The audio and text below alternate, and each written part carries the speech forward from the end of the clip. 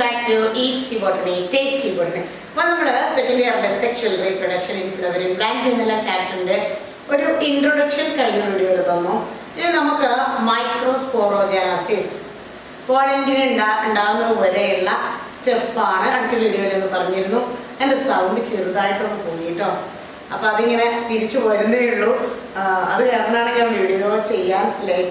video. Okay, male reproductive part and androgen. That's individual stamens and female reproductive part gynoecium and the individual carpels. Okay, and then in microsporogenesis anther pollen games pre-fertilization structures and events. Fertilization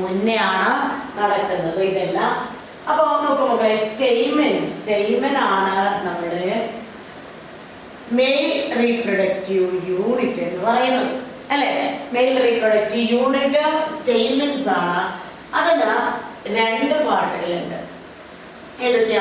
filament and anther. But this stamens. Okay? This is stigma.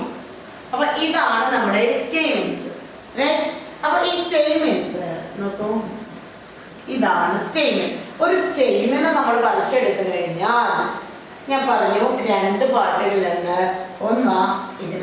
anther. Okay, and then this part is filament and filament.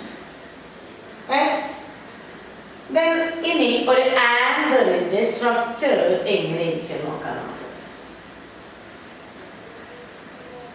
okay, structure of the anther. Right? You examine ready. Anther is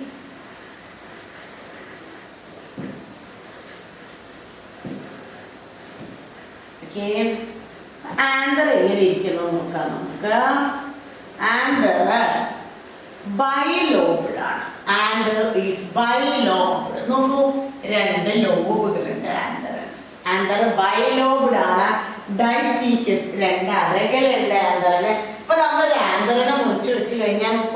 section butterfly structure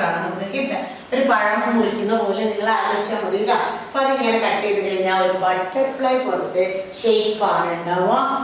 Each lobe consists of two sporangia. One lobe is sporangia. Okay? Then an anther consists of 4 microsporangia. Anther is 4 microsporangia.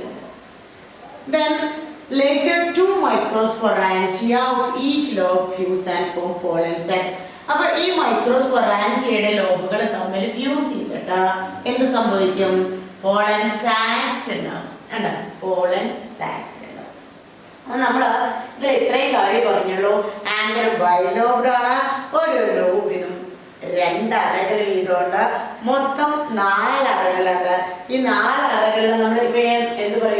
microsporangia. Then pollen sac pollen grain okay, and then okay. Anther structure structure of anther.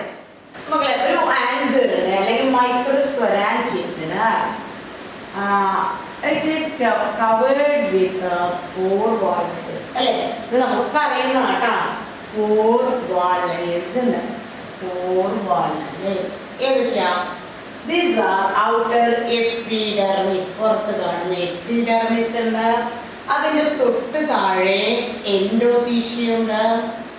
Then middle layer. Then tapetum. 4 wall layers ആണുള്ളത്.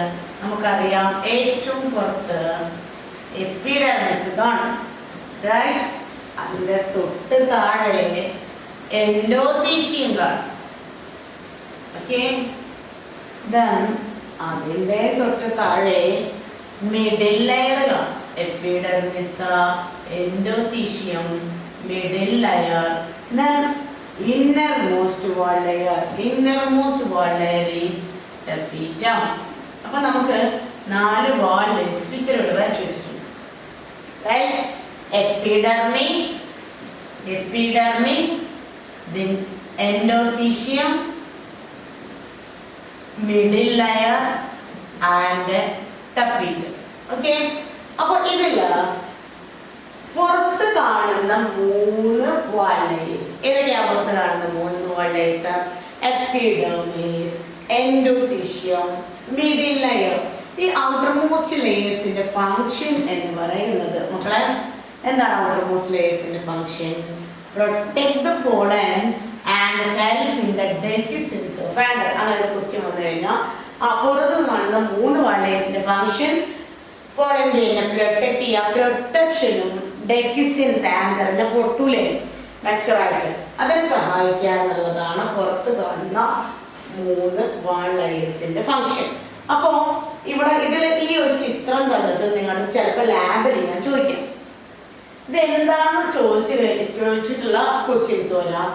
Then അങ്ങനെ ഇതൊന്ന് just മനസ്സിലാക്കി വെക്കാം കേട്ടോ, അത് നമുക്ക് practical എക്സാമിനും പഠിക്കാം. Okay, അപ്പൊ 4 വാൾ ലെയേഴ്സ് ആണ്. ഏതൊക്കെയാ? Epidermis, endothecium, middle layer and tapetum. ഇനി ഒരു ആന്തറിന്റെ സ്ട്രക്ചർ ഇത് തന്നെ ബാക്കി നമുക്ക് നോക്കാം. Innermost wall layer, innermost wall layer ഏതാ മക്കളെ? ടാപ്പിറ്റം. അതിന്റെ ഫംഗ്ഷൻ എന്താ? Nourishes the developing pollen grains. Developing pollen ഗ്രെയിൻസിന് വേണ്ട നറിഷ്മെന്റ് ഫുഡ് കൊടുക്കലാണ് ആരുടെ ഫംഗ്ഷൻ? ടാപ്പിറ്റത്തിന്റെ. അപ്പൊ 4 വാൾ ലെയേഴ്സിന്റെ ഫംഗ്ഷൻ നോക്കി വെച്ചോളൂ കേട്ടോ.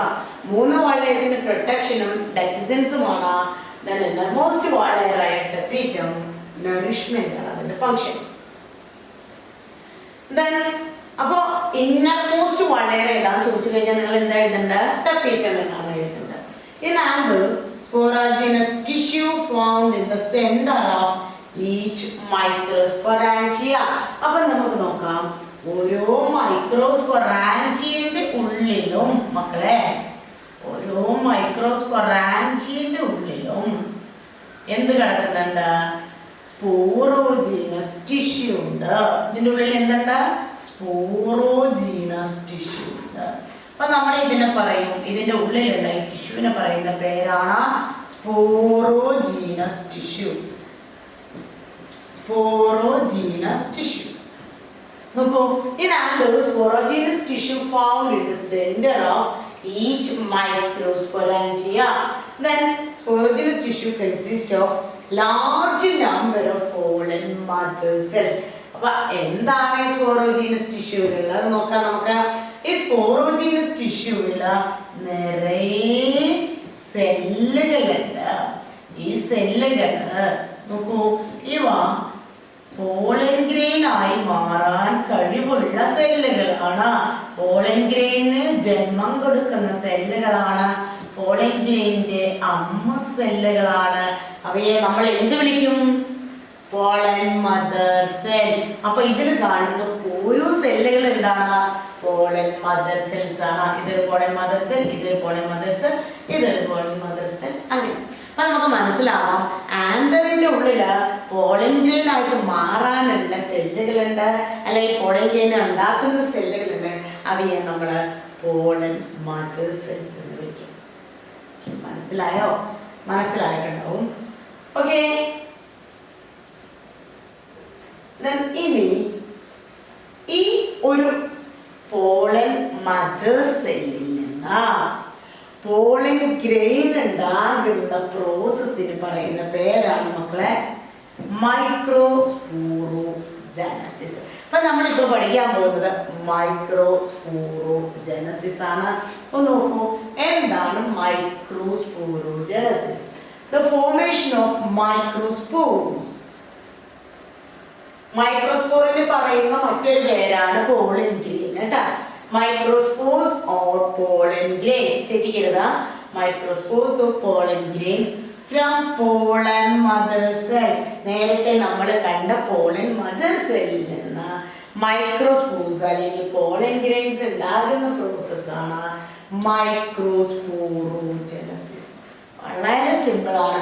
മൈക്രോസ്പോർ എന്ന് പറഞ്ഞാൽ പോളൻ ഗ്രെയിൻ ആണ് മൈക്രോസ്പോർ.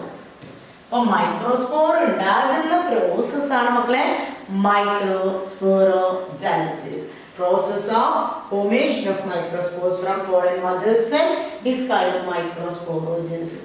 ഇതിന്റെ സൗണ്ട് ഇങ്ങനെ സുഖമില്ല കേട്ടോ, അതിൻ്റെ ഒരു പ്രശ്നമുണ്ട്. Then pollen mother cell, എങ്ങനെയാണ് ഈ pollen mother cellൽ നിന്ന് നമുക്ക് മൈക്രോസ്പോർ ഉണ്ടാകുന്നത്? നമുക്കറിയാം pollen mother cellന്റെ പ്ലോയിഡി എന്ന് പറയുന്നത് ഡിപ്ലോയിഡ് ആണ് അല്ലേ, ഡിപ്ലോയിഡ് ആണ് അല്ലെങ്കിൽ ട്യൂയൻ ആണ്. അപ്പം ഞാനിത് ജസ്റ്റ് ഒന്ന് മനസ്സിലാകാൻ വേണ്ടിയിട്ട് കേട്ടോ. ഇതിൻ്റെ ഉള്ളിൽ ഒരു പോളൻ മദർ സെല്ല് ഉണ്ട്, റൈറ്റ്. ഇതാ ഈ പോളൻ മദർ സെല്ലുകളുടെ പ്ലോയിഡ് ട്യൂയൻ ആണ്, ഡിപ്ലോയിഡ് ആണ്. അപ്പോഴാണ് അതിന് മെയോസിസ് നടക്കുള്ളൂ. പോളൻ മദർ സെൽ അണ്ടർഗോസ് മെയോസിസ്, മെയോസിസ് അല്ലെങ്കിൽ reduction division and form microspore tetrad. എന്ന് വെച്ചാൽ ഇവിടെയുള്ള ഒരു പോളൻ മദർ സെല്ലിന് മെയോസിസ് നടന്നു കഴിഞ്ഞാൽ ഒരു സെല്ലിൽ നിന്ന് മെയോസിസ് നടന്ന എത്ര സെല്ലുകൾ ഉണ്ടാവും? ഇത് ഒരു സെല്ല്. ഇത് മെയോസിസ് നടന്നു കഴിഞ്ഞാൽ ഇതിൽ മക്കളെ ഹാപ്ലോയിഡ് ആയിട്ടുള്ള 4 സെല്ലുകൾ ഉണ്ടാവും. ഇത് 2n ആണ്. ഇത് N ആണ്. ഓക്കെ, ഒരു പോളൻ മദർ സെല്ലിന് മെയോസിസ് നടന്നു കഴിഞ്ഞാൽ അതിൽ നിന്ന് ഹാപ്ലോയിഡ് ആയിട്ടുള്ള 4 സെല്ലുകൾ ഉണ്ടാവും. അവയാണ് നമ്മൾ എന്ത് പറയാ, മൈക്രോസ്പോർ ടെട്രാഡ് എന്ന് പറയാം. എന്ത് പറയും? Microspore tetrad. ഒരു 4 ആൾ കൂടിയ ഒരു ഗ്യാങ് ആണ്. കാരണം ഒരു മൈക്രോസ്പോർ മദർ സെല്ലിൽ നിന്നുണ്ടായത് 4 മൈക്രോസ്പോറുകളാണ്. അവ ഹാപ്ലോയിഡ് ആണ്, തെറ്റിക്കരുത്. മൈക്രോസ്പോറിന്റെ പ്ലോയിഡ് ഹാപ്ലോയിഡ് ആണ്. Cluster of 4 cells. Then anther mature ആകുമ്പോൾ ഇതിങ്ങനെ കുഞ്ഞു ടെട്രാഡുകൾ ഇങ്ങനെ ഇരിക്കുകയാണ്. When anther matures, spores separate and develop into pollen grains. Anther mature ആകുമ്പോൾ എന്ത് സംഭവിക്കും? ഇവ പോളൻ ഗ്രെയിൻസ് ആയിട്ട് മാറും. കാരണം ഇവര് എന്ത് ചെയ്യും? ഓരോരുത്തർ സെപ്പറേറ്റ്. കാരണം 4 ആളല്ലേ ഉണ്ടായിരുന്നത്. മെച്ചർ ആകുമ്പോൾ സെപ്പറേറ്റ് ചെയ്യും. then അവ പോളൻ ഗ്രെയിൻസ് ആയി മാറും. pollen grains release with the dehiscence of anther. anther പൊട്ടുമ്പോൾ ആര് റിലീസ് ആവും? നമ്മുടെ pollen grains റിലീസ് ആവും. അപ്പോൾ pollen grain ഉണ്ടാകുന്ന പ്രോസസ്സിനെ നമ്മൾ മൈക്രോസ്പോറോജനസിസ് എന്ന് പറഞ്ഞു. ഇതിൽ ചോദിക്കുന്നത് ഒന്ന് മൈക്രോസ്പോർ മദർ സെല്ലിന്റെ പ്ലോയിഡ് ചോദിക്കും, എത്ര? 2n. പോളൻ ഗ്രെയിനിന്റെ പ്ലോയിഡ് ചോദിക്കും, എത്ര?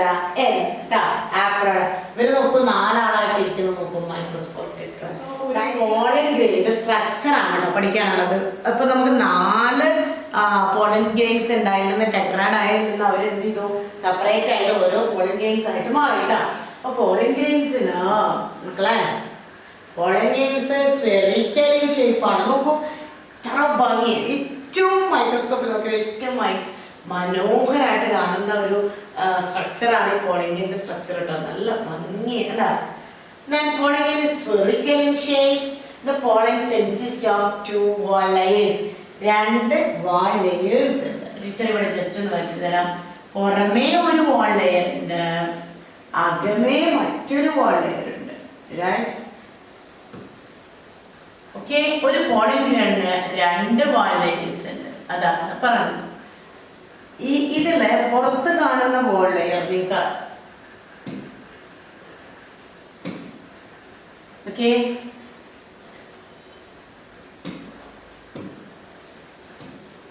yes, then 2 wall layers in there, on the outer wall layer and inner wall layer.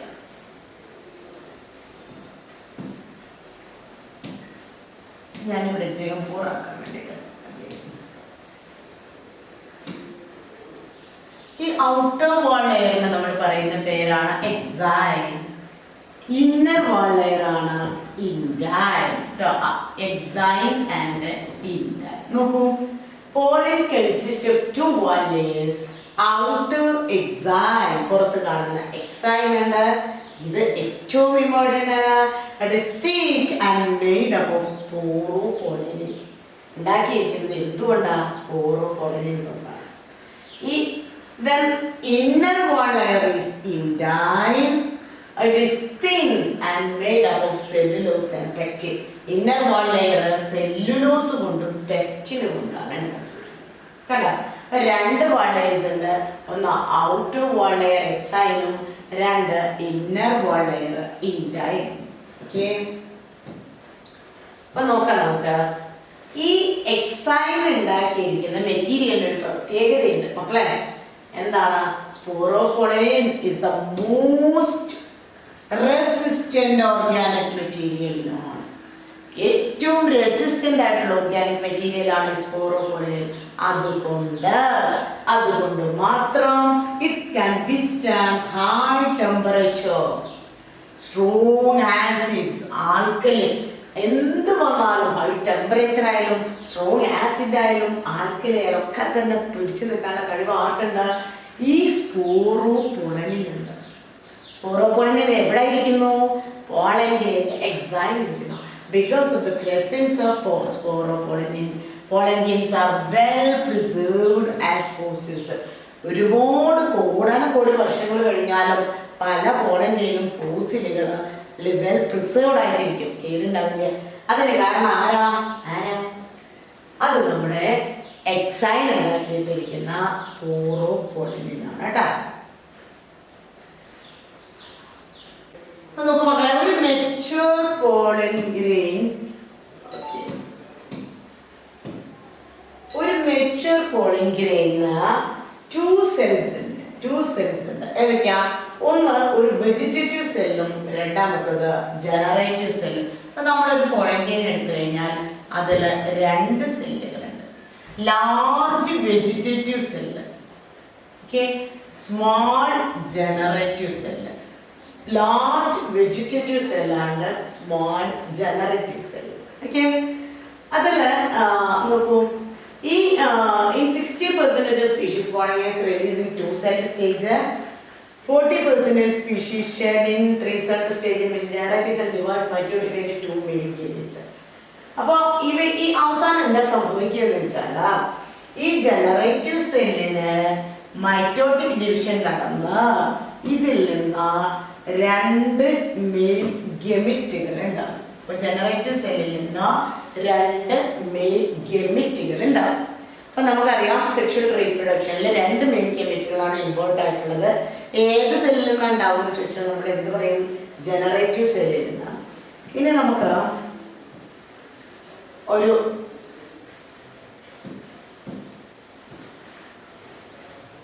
പോളനീസിന്റെ ഒരു ജനറൽ ഐഡിയാസ് ജസ്റ്റ് ഒന്ന് മനസ്സിലാക്കാൻ വേണ്ടിയിട്ടുള്ളൂ കേട്ടോ അത് പറയുന്നത്. എന്നാൽ ചോദിക്കും കേട്ടോ, കുഞ്ഞു കുഞ്ഞു പോയിന്റുകളൊക്കെ ചോദിക്കും നമ്മുടെ അടുത്ത്. Pollen grains are collected and used as, നമുക്ക് പോളൻ ടാബ്ലറ്റ് ആയിട്ട് ഉപയോഗിക്കാറുണ്ട്, പോളൻ സിറപ്പുകളിൽ ഉപയോഗിക്കാറുണ്ട്. ദെൻ അത്ലറ്റ്സിന്റെ അതുപോലെ റേസ് ഹോഴ്സസിന്റെ ഒക്കെ തന്നെ പവർ കൂട്ടാൻ വേണ്ടിയിട്ട് എന്ത് ഉപയോഗിക്കും? പോളൻ ഗ്രെയിൻസ് ഉപയോഗിക്കും. ദെൻ പിന്നെ പറയുന്നത് കുറെ പോളൻ അലർജി ഉണ്ടാക്കുന്നുണ്ട്. Pollen grains of many species cause severe allergies, bronchial diseases in some people. Okay, then allergies ഉണ്ടാക്കുന്നുണ്ട്, ക്രോണിക് റെസ്പിറേറ്ററി ഡിസോർഡേഴ്സ് ആയിട്ടുള്ള ആസ്മ, ബ്രോങ്കൈറ്റിസ് ഇതൊക്കെ ഉണ്ടാക്കുന്നുണ്ട്. അപ്പോൾ പോളൻ അലർജി ഉണ്ടാക്കുന്ന ഒരു പ്ലാന്റിന്റെ എക്സാമ്പിൾ ചോദിക്കും ചിലപ്പോൾ. പാർത്തീനിയം ഓർ ക്യാരറ്റ് ഗ്രാസ് പഠിച്ചു കേട്ടാ. ഓക്കെ, ആൻഡ് ദെൻ ഇനി നമ്മൾ പോളൻ ബാങ്ക് ഉണ്ട്. എന്താണ്? പോളൻ ഗ്രെയിൻസ് സൂക്ഷിച്ചു വെക്കുന്ന ബാങ്കുകൾ കേട്ടാ. In rice and wheat, the pollen is viable for 30 minutes. 30 minute ആണ് റൈസിലും വീറ്റിലും അത് വയബിൾ ആയിട്ട് നിൽക്കുള്ളൂ. എന്നാൽ അതുപോലെ റോസേസിയ, സൊളനേസിയ, ലെഗുമിനേസിയ ഇതൊക്കെ കുറെ മാസങ്ങൾ നിൽക്കും. Then pollen can be stored in low temperature -196 ടെമ്പറേച്ചറിൽ പോളൻ ബാങ്കിൽ സ്റ്റോർ ചെയ്ത് വെക്കാം. സ്റ്റോർ പോളെങ്കിൽ പിന്നെ നമുക്ക് യൂസ് ചെയ്യാം കേട്ടോ.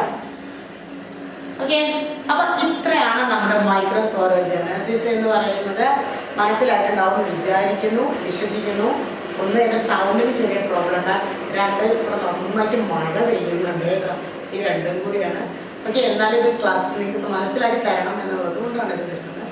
ഓക്കെ, അടുത്ത വീഡിയോയ്ക്ക് വേണ്ടി വെയിറ്റ് ചെയ്യുക. ഉടനെ ഉണ്ടാവും. എൻ്റെ സൗണ്ട് ഒന്ന് പെട്ടെന്ന് ശരിയാവുന്നുണ്ട് എന്ന് തോന്നുന്നു. ഓക്കെ, അപ്പം നല്ല കുട്ടികളായിരിക്കുക, സന്തോഷമായിരിക്കുക, നല്ല കാര്യങ്ങൾ ചെയ്യുക. Thank you.